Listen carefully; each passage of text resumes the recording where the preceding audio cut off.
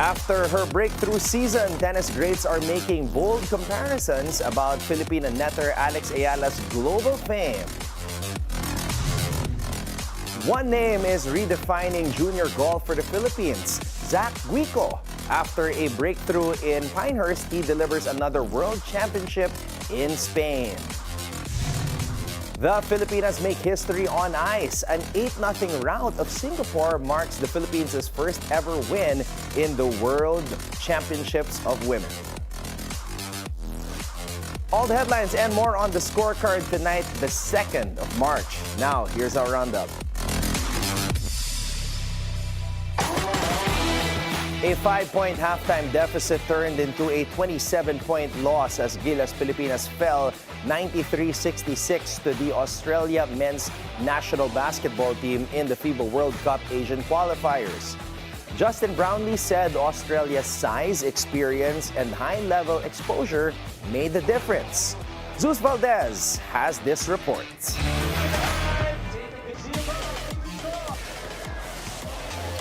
A 5-point halftime deficit quickly turned into a reality check as Gilas Pilipinas fell 93-66 to Australia in the FIBA World Cup Asian qualifiers. The Boomers pulled away in the second half, turning defensive stops into transition buckets and knocking down perimeter shots to break the game wide open. Justin Brownlee pointed to several factors behind Australia's dominance. It's a lot of things, to be honest. Obviously, their size and athleticism, starting with that. But, also you could tell they're coached well. I think their physicality is there. It's just really high-level basketball.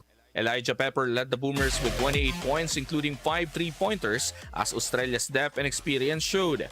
Brownlee also noted that Australia's exposure to global competitions gives them a clear edge.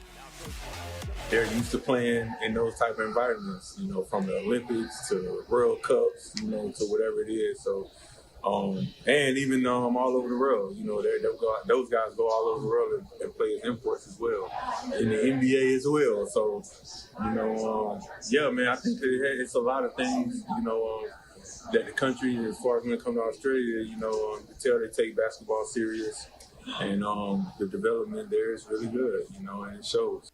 Despite the 27-point loss, Brownlee believes the defeat serves as a benchmark for where Gilas stands against elite competitions. Playing against high-level teams, some of the best teams in the world, like Australia, New Zealand, in this window, it made us really realize, how much we got to elevate our game, and it's not just playing hard, running hard up and down the court, it's also the mental game. Reporting for the Scorecard, I am Zeus Valdez, Bilyonaryo News Channel. Alex Eala's stardom is now being compared to legends. The 20-year-old Filipina tennis sensation is drawing comparisons to none other than NBA legend Michael Jordan and boxing great Manny Pacquiao.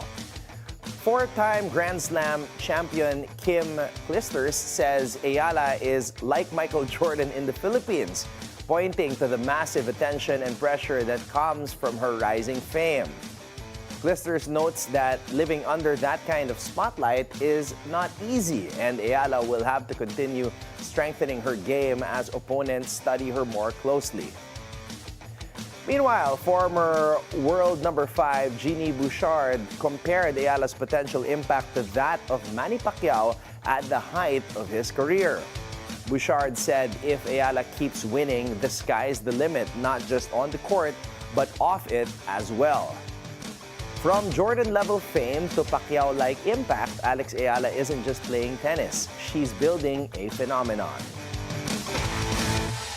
Las Vegas belongs to the Philippines again. Jeffrey Roda delivered a championship-winning shot, sinking the decisive 10-ball in a nerve-wracking shootout as Team Philippines edged Poland 3-2 in sets to claim the WPA Tennis World Championship at the Westgate Resort and Casino.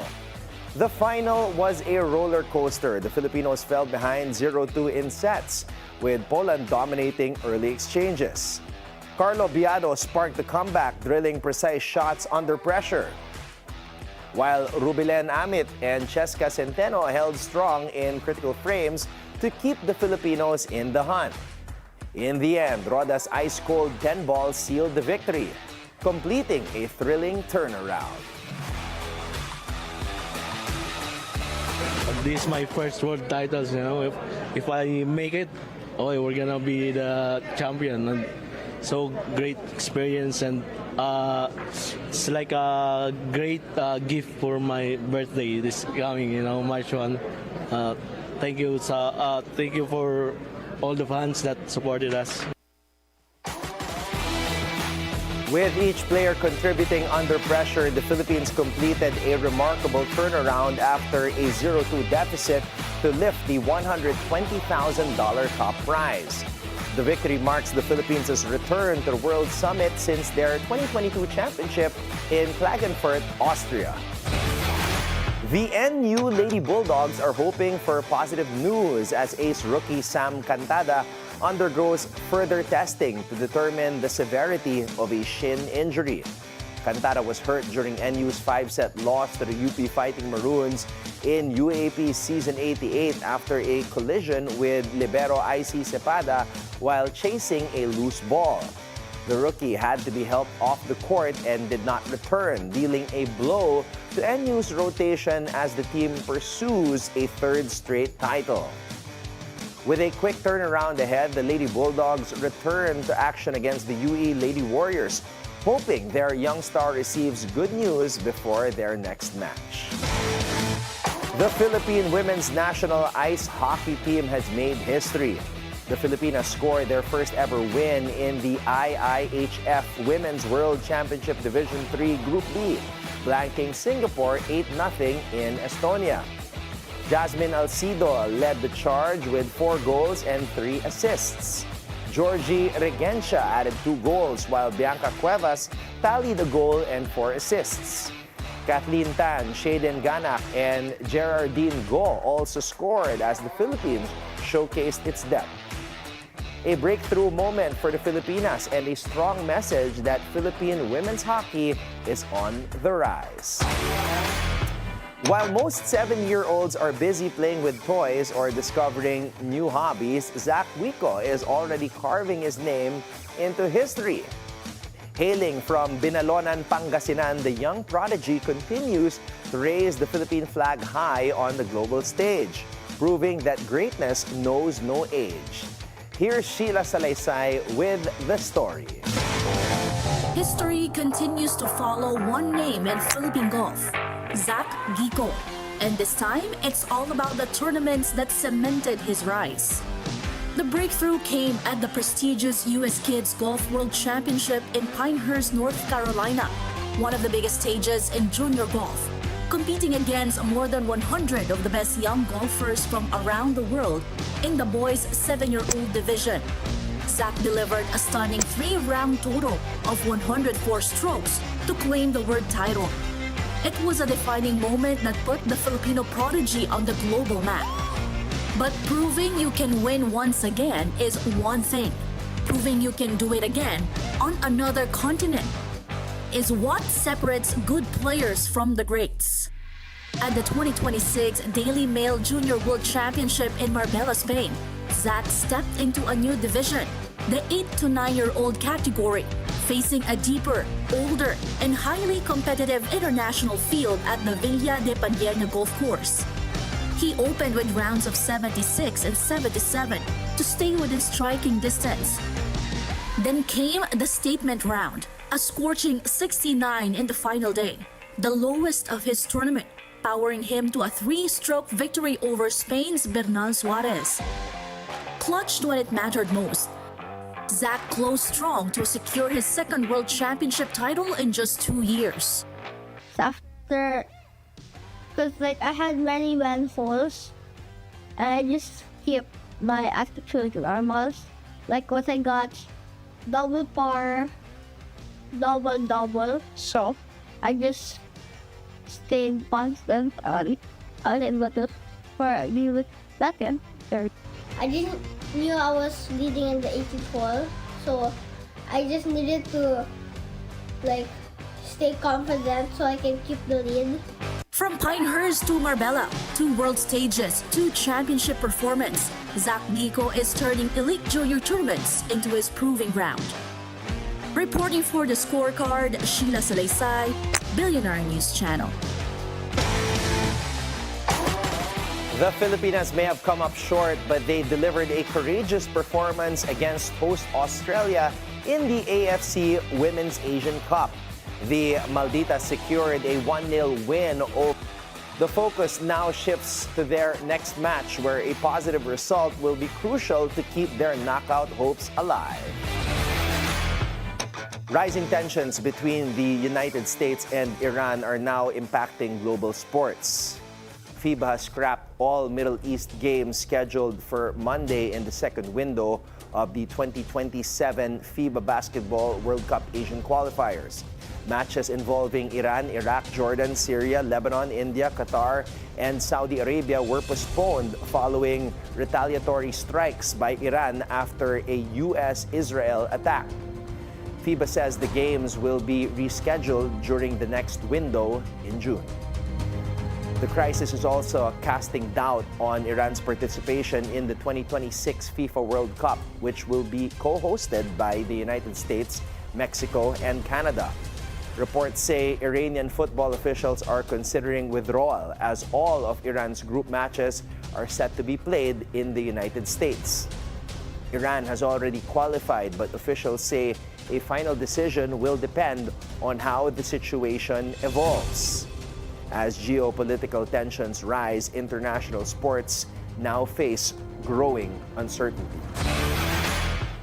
Another milestone, another legendary company. LeBron James has become just the second player in the history of the Los Angeles Lakers to reach 1,000 made three-pointers in purple and gold. The only other name on that list, Kobe Bryant. For a franchise defined by icons, joining Bryant in any statistical category carries weight. And for James, now in his 40s, it's yet another reminder that his impact in Los Angeles isn't just about championships, but about etching his name deeper into Lakers history. Meanwhile, here are the results from around the league.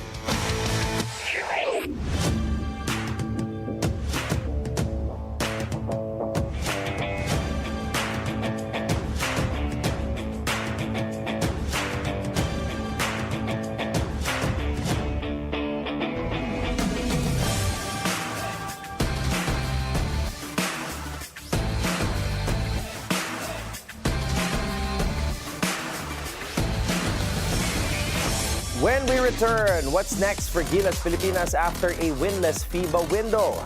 Analyst Jay Marcado breaks down where the national team stands, the adjustments that need to be made, and whether Gilas can still close the gap against Asia's elite. All that and more when we return right here on The Scorecard.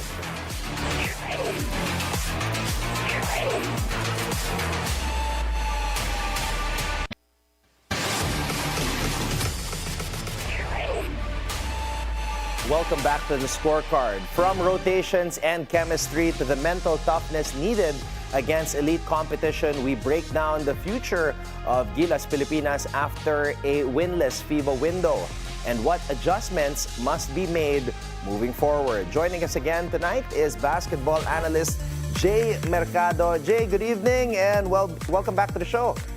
Good evening. Hi. Good evening to all the viewers. Last night's game was very painful, especially in the second half. What were your biggest takeaways, Jay, in that game of Gilas Pilipinas against Australia? From the defensive standpoint, especially the first half, maganda. No? Obviously, we were able to limit Australia to 38 points in the first half. But obviously, after that, they scored 55 points in the second half. So nagkaroon tayo ng breakdown. A lot of it, the defensive collapse was broken down specifically because of our inability to make baskets. No? Mm-hmm. So from the offensive end, I think there are three main takeaways that we must do.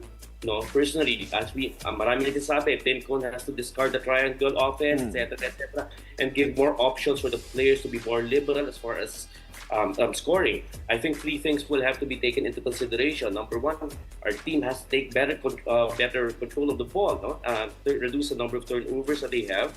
It's going to be very critical. The second one is ball movement. Napaka-importante yun. Obviously, the triangle offense, we see that every time, no? But if it works, no? If it's working, in this case, Australia was able to figure out our triangle offense in the second half. So nagkaroon ng konting adjustment, ng konting problema pagdating sa fluidity ng offense natin. And the third one, I think the most important part is that we need to shoot that ball. No? Nawalan tayo na shooters, no? Up to this point in time, we still haven't found our Balls Adornado, our June Papa, or even our Alan Kaidik at this point in time. So that's what Alan Kaidik has been playing in the national team since 1984, and he continued to play all the way up to 1998 with the Centennial team. So ang laking bagay talaga na wala pa tayong shooter na ganun ka-consistent shoot. Wow, that's interesting that you mentioned that, Jay, because during one of Coach Tim Cohn's statements in the post-match interviews, he did say that he was okay with the lineup and just hoping that somebody like Kai Soto would come back in the next window, maybe a Troy Rosario or a Justin Baltazar, but shooters. What about Kevin Kiambao or maybe Carl Tamayo? Those two guys are averaging at least 15 points per game in their teams abroad. Do you think they should be incorporated more to become those shooters that we've been missing? Excellent point. Absolutely. And I completely agree with this. No? Kasi right now, hindi na de-develop yung confidence ni Carl at saka ni KQ pagdating sa laro because they're only given, spot minutes lang. No? So yung bago minutes sila, by that time, lumalabas na. And they're trying to be very careful also when they're inside. They don't want to make mistakes because very limited lang yung playing time nila. So I think that's one critical element that has to be taken into consideration. Number two, I agree with Tim Cohn that he has players who can shoot the ball. You have Juan Thomas Ilian, you have Carl, you have KQ, you have Dwight Ramos, you have Justin Brownlee. All these guys are all shooters, yeah. But the thing is, ang nangyari is they're probably not positioned well enough or they're not given the option enough to be able to, the better option rather of making that shot and on rhythm.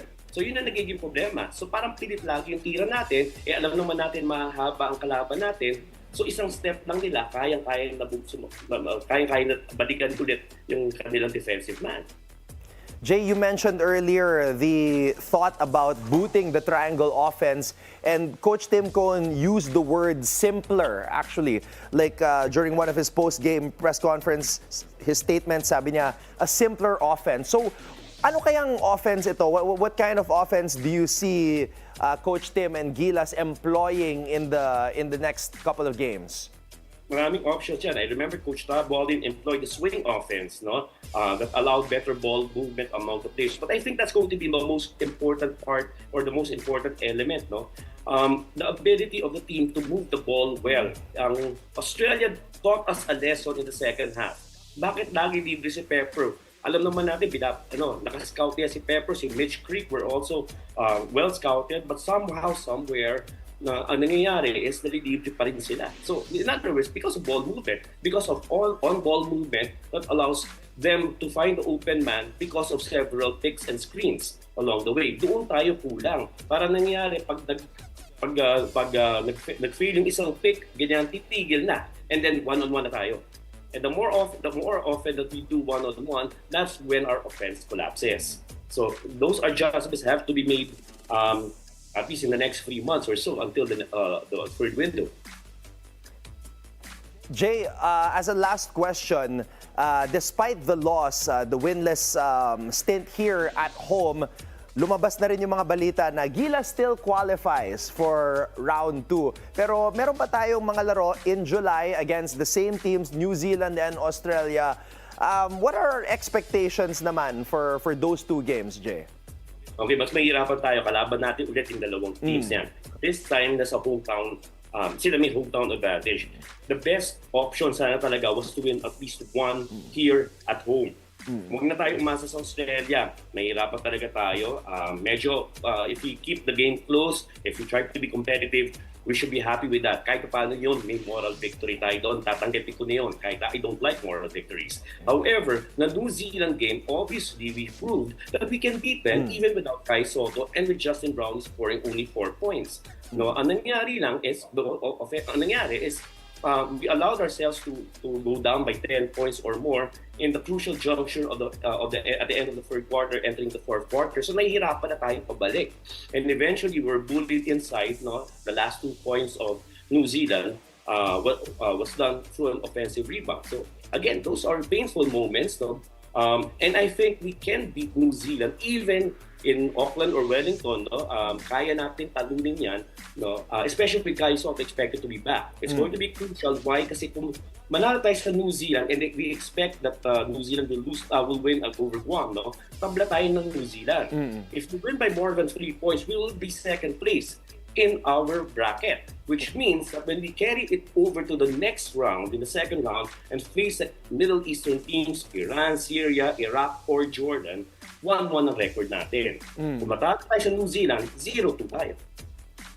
All right, well, let's hope and pray that things get better and the preparation of Gilas is better as well for those games in July. Jay, thank you so much again for your thoughts and analysis, sharing them with us tonight here on the Scorecard. Salamat, Anton. Thank you. All right, Jay Marcado with us here on the show. And now, it is time to keep your eyes on the prize.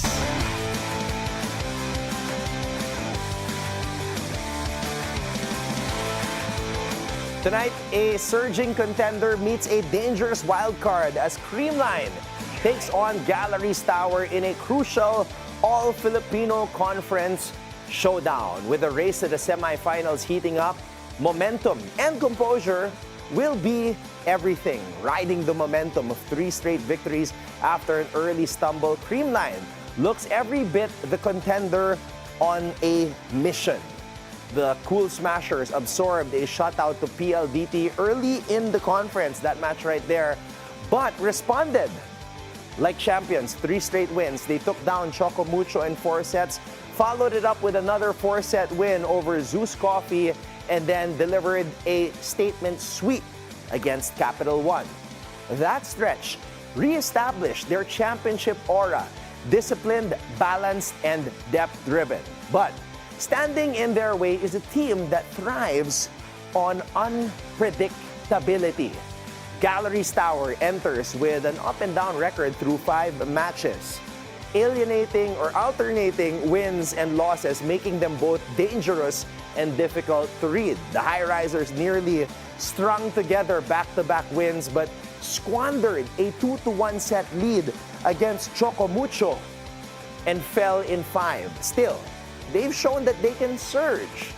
Strong outings from Erica Deloria and Gail Pascual have powered their offense, while veterans Aiza Maizo Puntillas and setter Julia Coronel provide stability. The question for Galleries, can they sustain the intensity and finish? Now, let's take a look at what both teams must do to win. First, they must control the net. Pangs Panaga and Bea De Leon must establish their presence early. Blocking, discipline, and quick transitions will disrupt Galleries' rhythm.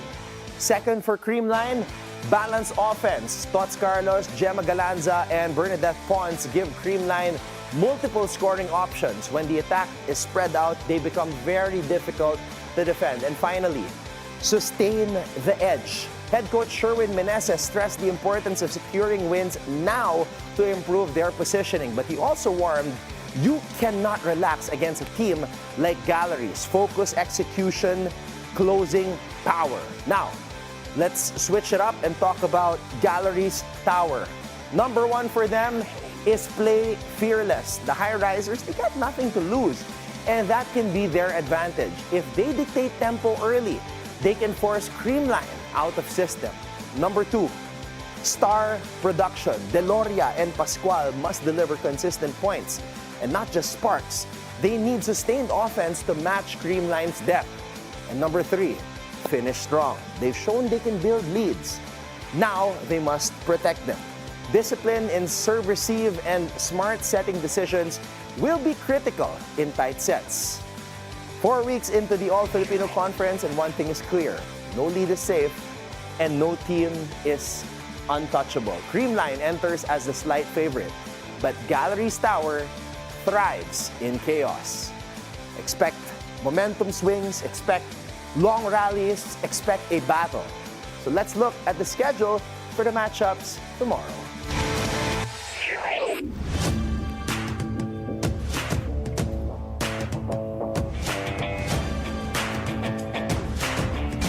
And with that, thank you for joining us tonight. We'll see you again tomorrow on The Scorecard, where sports is our business and business is our sport on the Bilyonaryo News Channel. This is Anton Roxas. Have a blessed evening, everybody. Good night.